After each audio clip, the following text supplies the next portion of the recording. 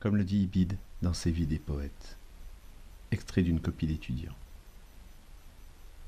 L'idée erronée selon laquelle Ibid est l'auteur des Vies est si largement répandue, même au sein du public cultivé, qu'il convient sans doute de rétablir les faits.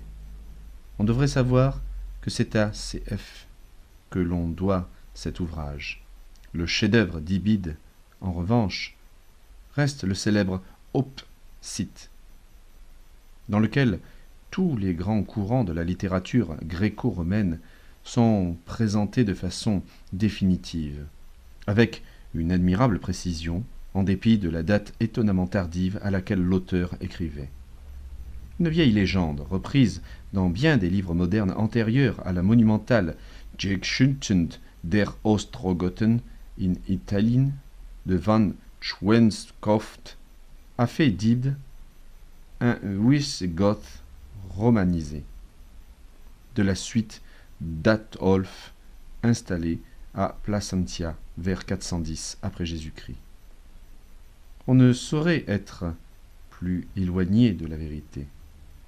Schweinskopf, et plus tard Lit-Levit et Bête Noire, ont montré de manière irréfutable que cette figure solitaire était un pur Romain, ou du moins aussi pur qu'un Romain de cette époque dégénérée, et Abatardi pouvait l'être, l'un de ceux dont on pourrait dire ce que Gibbon disait de Boès, qu'il était le dernier de ceux que Caton ou Tullius aient pu reconnaître comme leurs concitoyens.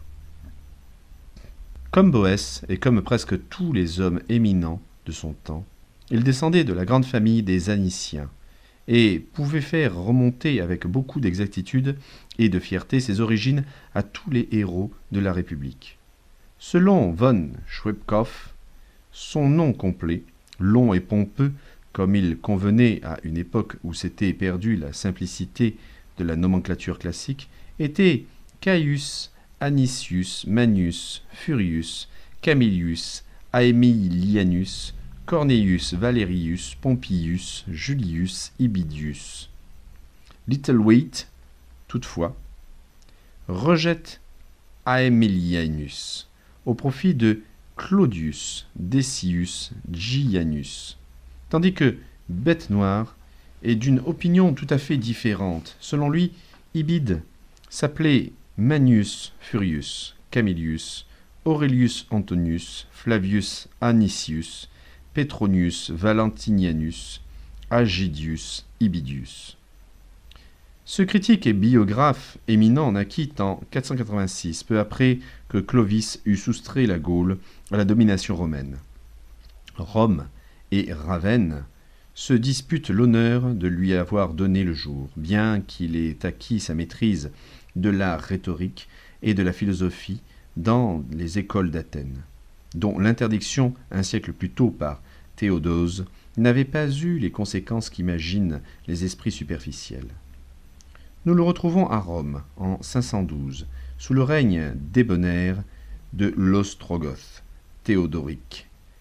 Il est alors professeur de rhétorique. 4 ans plus tard, il est nommé consul en même temps que Pompilius Numantius Bombaste, Marcellinus Deodamatus. En 526, à la mort de Théodoric, il se retira de la vie publique pour composer son œuvre maîtresse, dont le style purement cicéronien est un exemple d'atavisme stylistique aussi remarquable que les vers de Claudius Claudianus, qui vécut un siècle avant Ibidus. Mais il fut rappelé à la cour pour y devenir le rhéteur de Théodatus, neveu de Théodoric.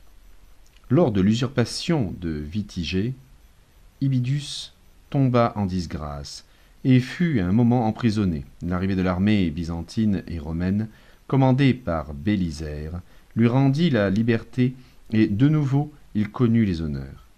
Il servit tout au long du siège de Rome dans l'armée des défenseurs qui suivit les aigles de Bélisère à Alba, Porto et Centucellae. Après le siège de Milan par les Francs, Ibidus fut choisi pour accompagner l'évêque Datius en Grèce, et passa avec lui l'année 539 à Corinthe. Vers 541, il s'installa à Constantinople, où il reçut les flatteuses marques d'estime de Justinien et de Justin II. Les empereurs Tibère et Maurice eurent soin d'honorer son grand âge, le second surtout, qui aimait par-dessus tout faire remonter les origines de sa famille à l'ancienne Rome, bien qu'il fût né à Arabisius, en Cappadoce. C'est lui qui, alors qu'Ibicius venait d'atteindre 101 ans, fit de son ouvrage un manuel des écoles de l'Empire. Cet honneur se révéla fatal au vieux rhéteur. Il mourut paisiblement dans sa demeure proche de Sainte-Sophie, le 6e jour avant les calendes de septembre en 587, âgé de 102 ans.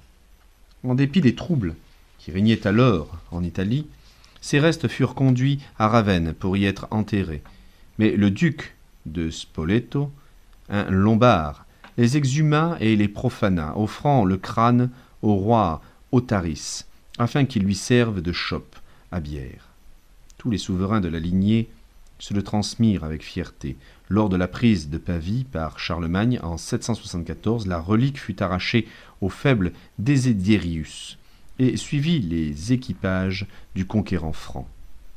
Elle servit ainsi de calice au pape Léon lorsqu'il oignit Charlemagne, faisant de ce nomade un saint empereur romain. Le souverain emporta l'objet à Aix-la-Chapelle, sa capitale, et l'offrit à son précepteur, le saxon Alcuin. En 804, à la mort de celui-ci, le crâne fut remis à sa parenté installée en Angleterre. Les pieux descendants d'Alcuin, croyant qu'il s'agissait de la relique d'un saint qui avait miraculeusement anéanti les Lombards par ses prières, le placèrent dans l'une des niches d'une abbaye où Guillaume le Conquérant le découvrit et rendit hommage à ses os chargés d'ans.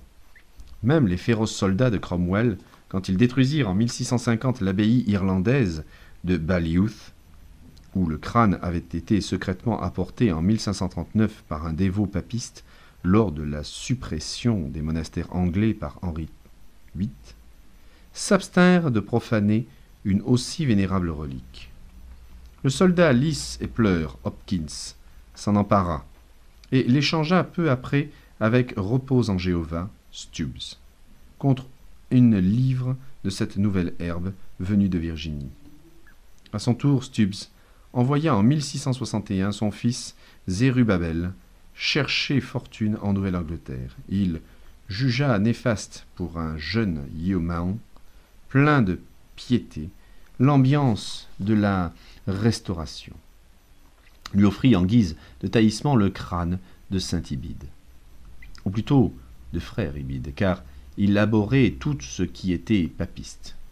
Zérubabel s'installa à Salem, bâtit une modeste demeure près de la pompe à eau de la ville et plaça l'objet dans l'armoire à côté de la cheminée.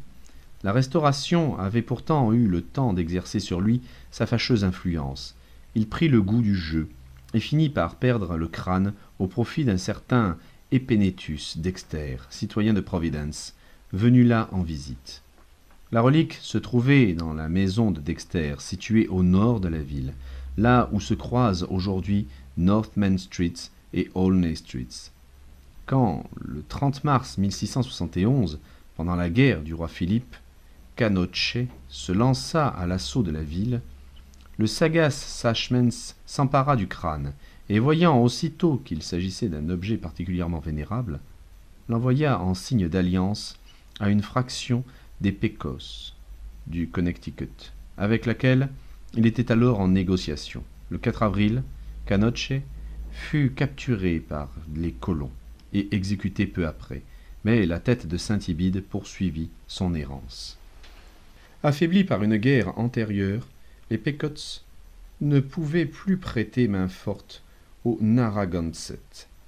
En 1680, un négociant en fourrure hollandais d'Albanie, nommé Petrus van Schrack, acquit le précieux crâne pour la modeste somme de 2 guilders.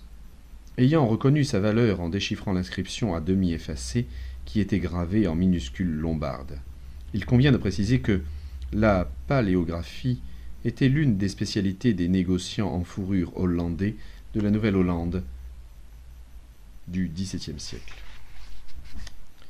Il faut malheureusement ajouter qu'en 1683, la relique fut volée à Van Schrack par un commerçant français, Jean Grenier.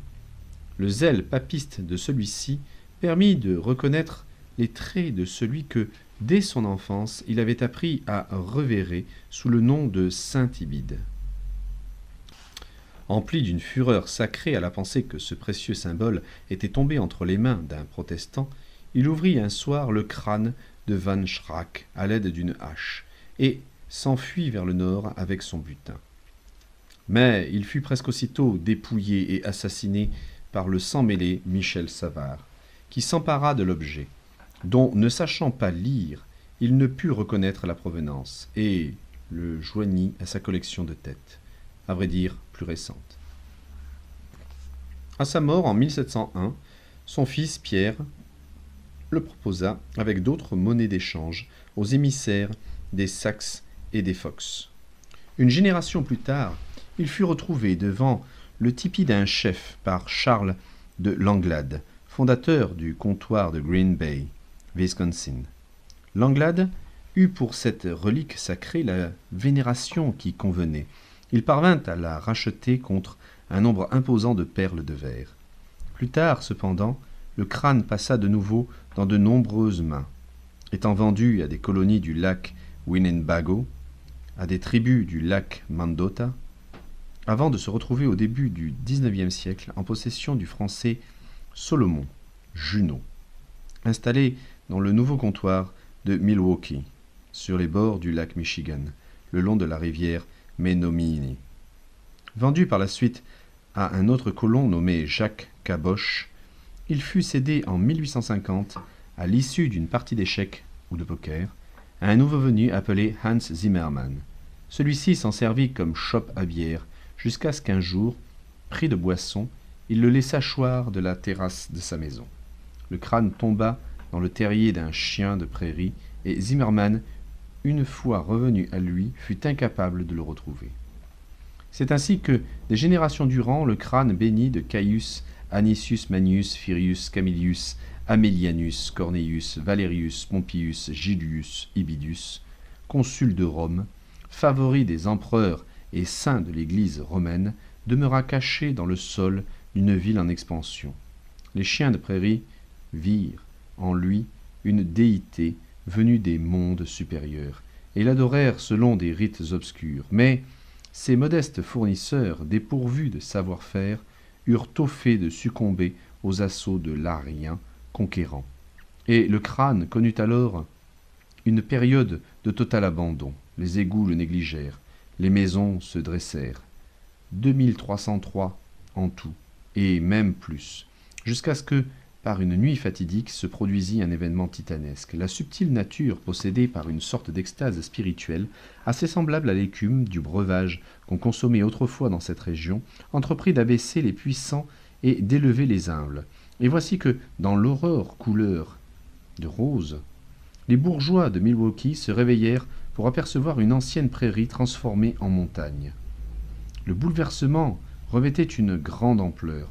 Ce qui se trouvait dissimulé sous terre depuis des décennies vint enfin au jour, car, en plein milieu de la route, crevassé, se tenait désormais paisible et blanchi, plein de douceur, de sainteté et de faste consulaire, le crâne en forme de dôme d'Ibide.